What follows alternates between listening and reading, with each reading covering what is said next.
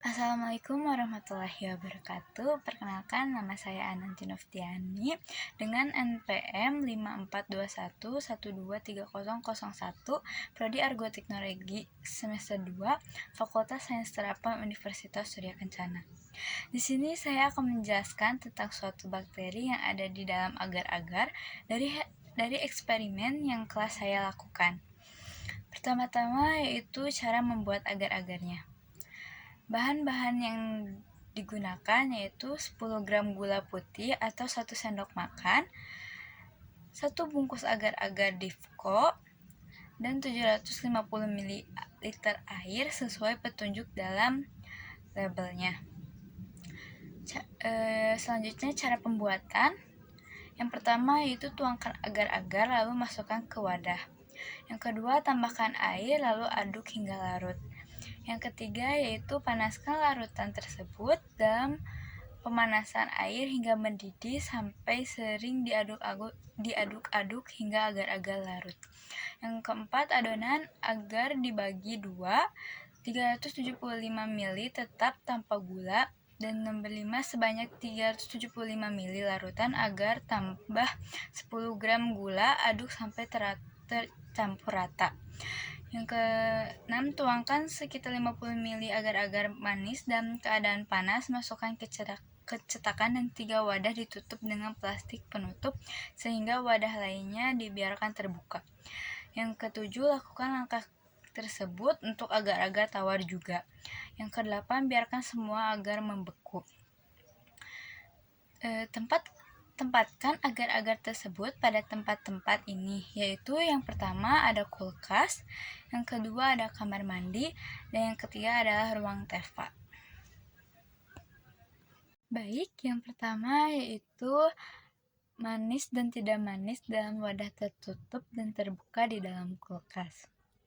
Agar-agar yang didiamkan di dalam kulkas selama 1 minggu, kemungkinan besar bakteri yang tumbuh di dalamnya akan terhambat atau mati karena suhu yang rendah. Namun, jika ada bakteri yang dapat bertahan pada suhu rendah, seperti beberapa trainee bakteri penghasil spora, mereka mungkin masih bisa bertahan hidup meskipun dalam keadaan yang tidak aktif. Bakteri seperti Bacillus dan Clostridium adalah contoh bakteri yang dapat membentuk spora dan bertahan pada lingkungan yang keras. Dan juga agar-agar yang disimpan di dalam kulkas selama 1 minggu dalam keadaan tertutup rapat oleh plastik, pertumbuhan bakteri kemungkinan akan sangat terhambat karena suhu yang sangat rendah dan kurangnya akses udara yang dibutuhkan untuk pertumbuhan mikroba. Namun, jika agar-agar terbuka meskipun di dalam kulkas, masih ada kemungkinan pertumbuhan bakteri karena ada akses udara dan kontaminasi dari lingkungan sekitarnya. Meskipun demikian, suhu rendah di dalam kulkas akan memperlambat pertumbuhan bakteri secara signifikan. Konsistensi agar-agar yang terbuka mungkin mengalami perubahan konsistensi. Ini bisa terjadi karena paparan udara dan kelembapan di dalam kulkas. Pengerasan. Agar-agar yang terbuka mungkin mengeras lebih cepat daripada yang belum terbuka. Ini karena molekul agar-agar dapat berinteraksi dengan udara dan mengalami pengeringan. Rasa. Agar-agar yang terbuka mungkin mengalami perubahan rasa seiring berjalannya waktu. Namun, ini tergantung pada faktor-faktor seperti penyimpanan dan kondisi lingkungannya. Yang kedua yaitu yang manis dan tidak manis dalam wadah tertutup dan terbuka di dalam toilet atau kamar mandi. Menyimpan agar-agar di toilet dapat menimbulkan berbagai masalah kesehatan dan kebersihan, termasuk yang pertama yaitu kontaminasi. Toilet adalah tempat di mananya bakteri, kuman, dan mikroorganisme lainnya dapat berkembang dengan baik dan cepat. Menyimpan makanan di toilet meningkatkan resiko kontaminasi yang dapat menyebabkan keracunan makanan. Yang kedua yaitu kondisi tidak higienis. Toilet tidak dirancang untuk menyimpan makanan. Kondisi lingkungan di toilet tidak steril dan tidak cocok untuk mencegah pertumbuhan bakteri dan mikroba lainnya pada makanan. Yang ketiga yaitu bau yang sangat tidak sedap. Toilet memiliki aroma yang khas dan tidak menyenangkan. Penyimpanan makanan di toilet dapat menyebabkan makanan menyerap bau tersebut, sehingga mengurangi kenikmatan dan keamanan makanan. Yang keempat yaitu tidak terjaganya kebersihan. Toilet adalah tempat di mana limbah manusia dibuang. Penyimpanan makanan di toilet tidak memenuhi standar kebersihan yang diperlukan untuk menjaga makanan tetap aman untuk dikonsumsi.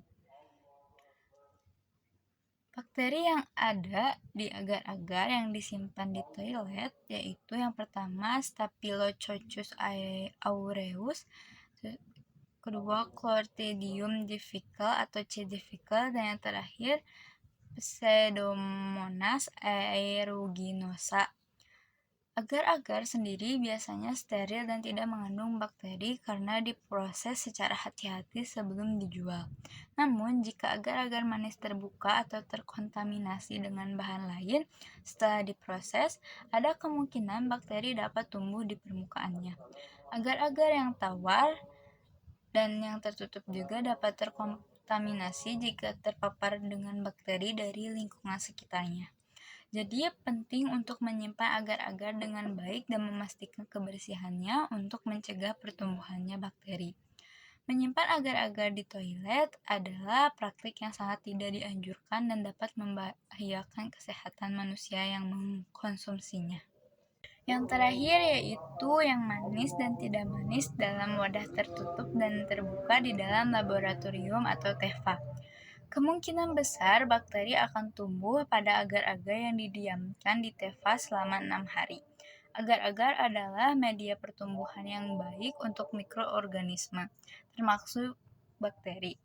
Selama periode waktu yang panjang seperti itu, mikroorganisme dari udara, permukaan, atau orang yang bekerja di laboratorium dapat terendapkan dan berkembang biak di atas agar-agar. Hal ini dapat menyebabkan pertumbuhan koloni bakteri yang terlihat sebagai bercak atau pola pertumbuhan yang berbeda di permukaan agar-agar. Reaksi yang mungkin terjadi berupa perubahan warna, tekstur, atau bau yang tidak normal. Pertumbuhan bakteri juga lebih cepat pada agar-agar terbuka daripada yang tertutup. Agar-agar yang tertutup rapat lebih mungkin terhindar dari kontaminasi bakteri dibandingkan dengan yang terbuka. Penutup rapat membantu mencegah mikroorganisme dari udara, debu, atau kontaminan lainnya masuk dan menginfeksi media agar-agar. Di sisi lain, agar-agar yang terbuka rentan terkontaminasi karena mikroorganisme dapat dengan mudah masuk ke dalamnya.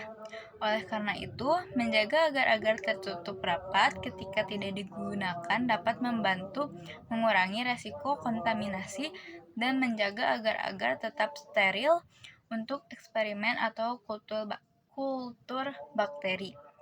Sekian dari saya, mohon maaf bila ada kesalahan kata pada pengucapan. Saya Ananti Novtiani, pamit undur diri. Terima kasih sudah menonton. Wassalamualaikum warahmatullahi wabarakatuh.